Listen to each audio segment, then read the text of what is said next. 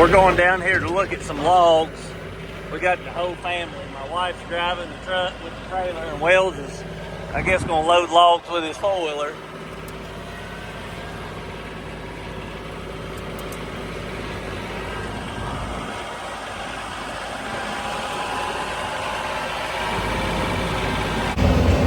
Just cruising down the road. Here's a little lifesaver. It's like my open cab air conditioner. So our neighbors up here have always been good to us, and this tree fell, and so we're going to clean up a lot of it for them and get it out of the way and take the trees. Of course, I've got a sawmill, so I'm going to take them to the sawmill, and there's some cherry and some other stuff back there we got to get, but we're going to get this cleaned up and get a lot of the big stuff out of the way for them.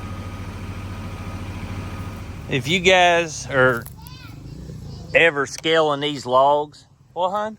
I can do wheeling. What?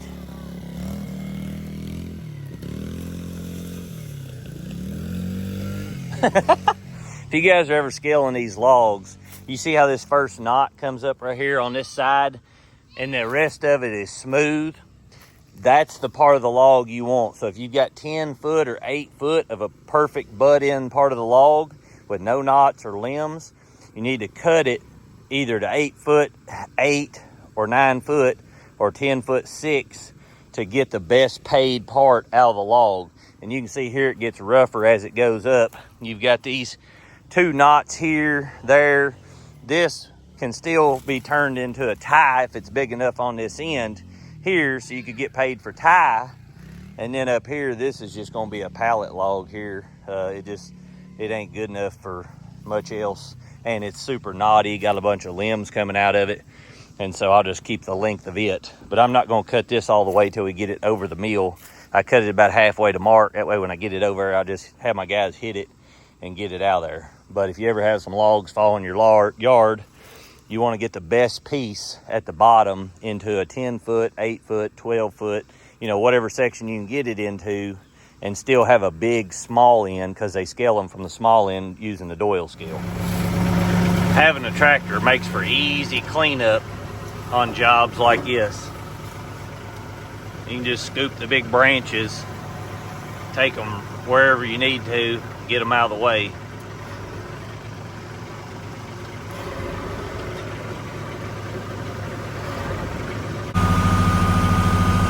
This is the second time she's drove that truck with the trailer, and she's done really good so far. I tell you what, I've been so impressed with this little RK37's lifting capacity.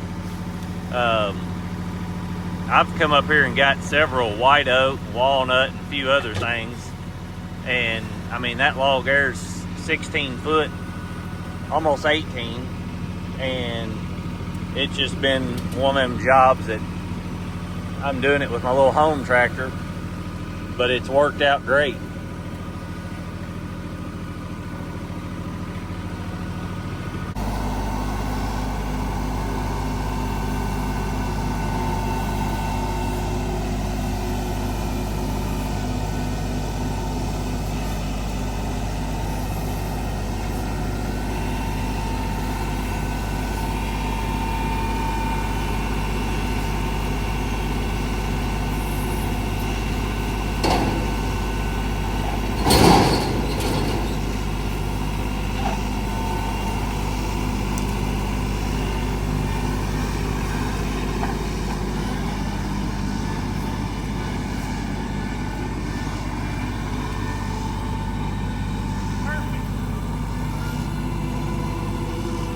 He says it's perfect.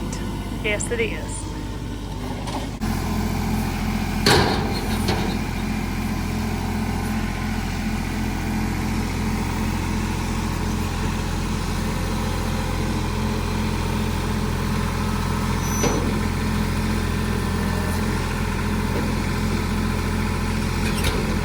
Big old cherry.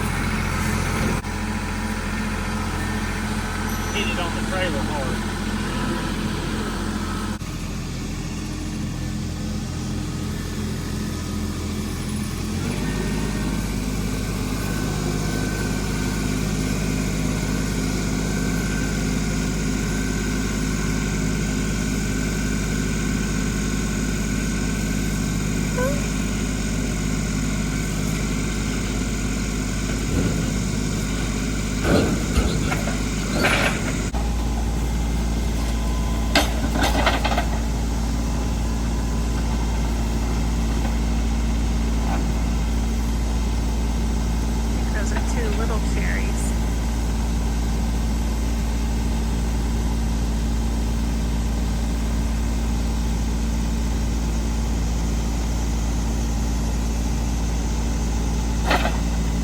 So we're loaded down.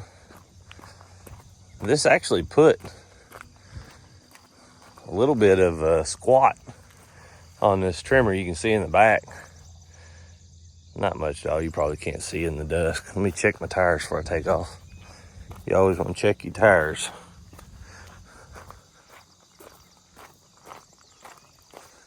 Looks like we're good. Let's see what it says. I went to check this yesterday and was driving. Whoa.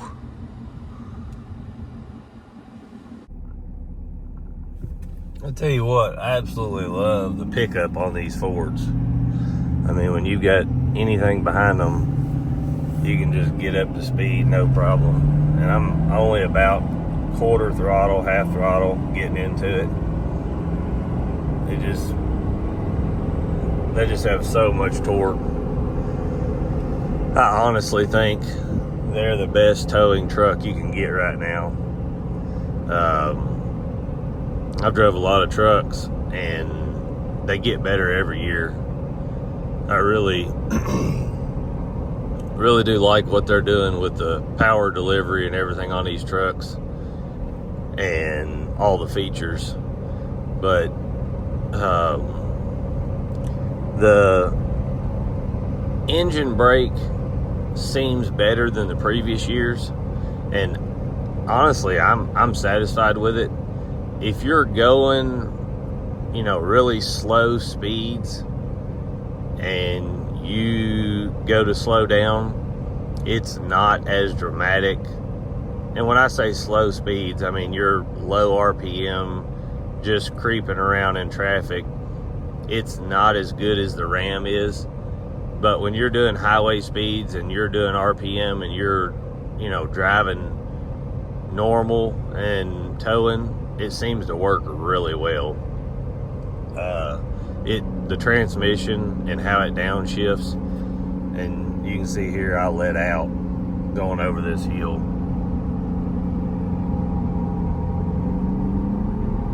I'm starting to hit the brakes a little bit, but you can see there when I hit the brakes, it wants to maintain me or drop me below the speed that I was already at. And it kind of works with the brakes.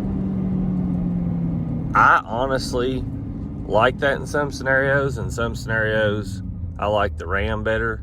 But the Ram it's there no matter what and starts pulling you back.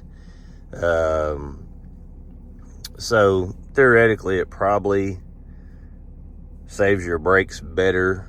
But if you're going over a hill and you're not really trying to slow way down, the Ram can be somewhat annoying, because it's gonna slow you down no matter what. So it really, like I said, this one, once you get used to it and you understand how to use it, works really well, and I do like it.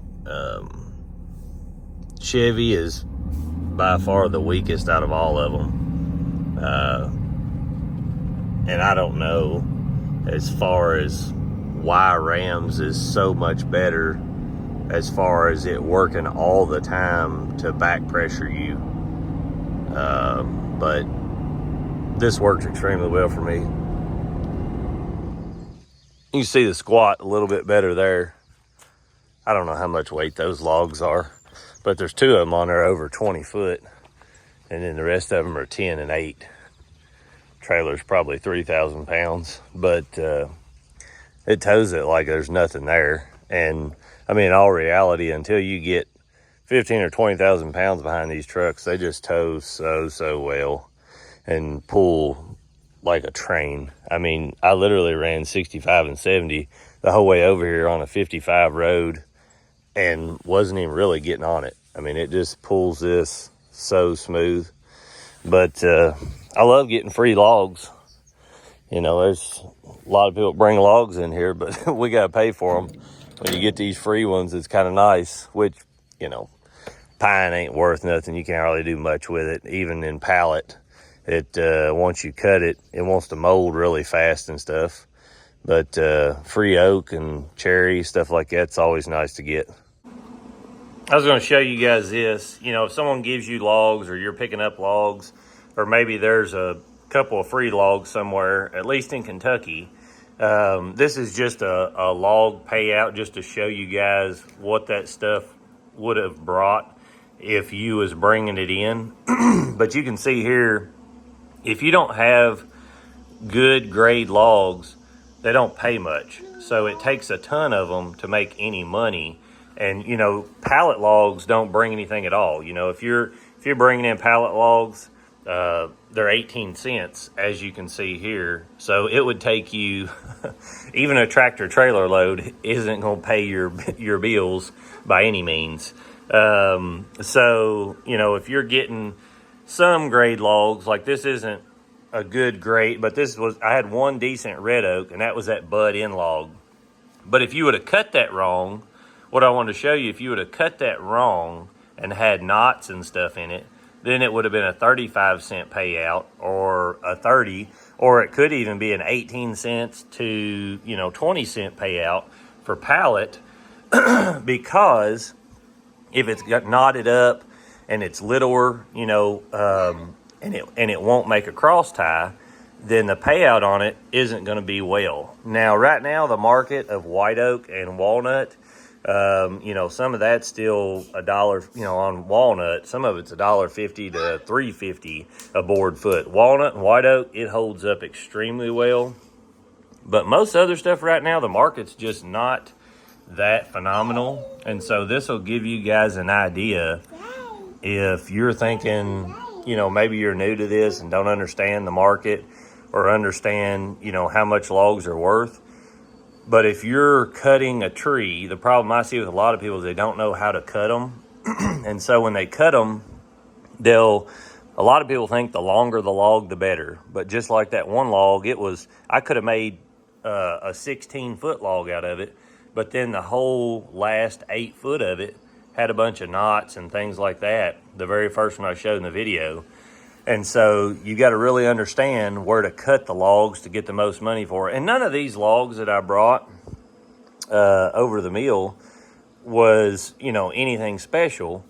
But, there's a lot of people that someone might give them a bunch of junk logs. Like, we have people that bring logs in there all the time, and they think that their logs are worth gold for some reason. I don't know why. Like, they bring the junkiest of junk a lot of times and think it's worth a ton. So this will give you guys an idea.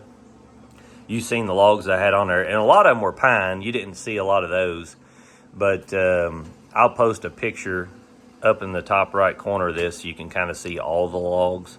But there was really only one good log on there, and that was the first red oak log I showed in the video that I was cutting up into pieces.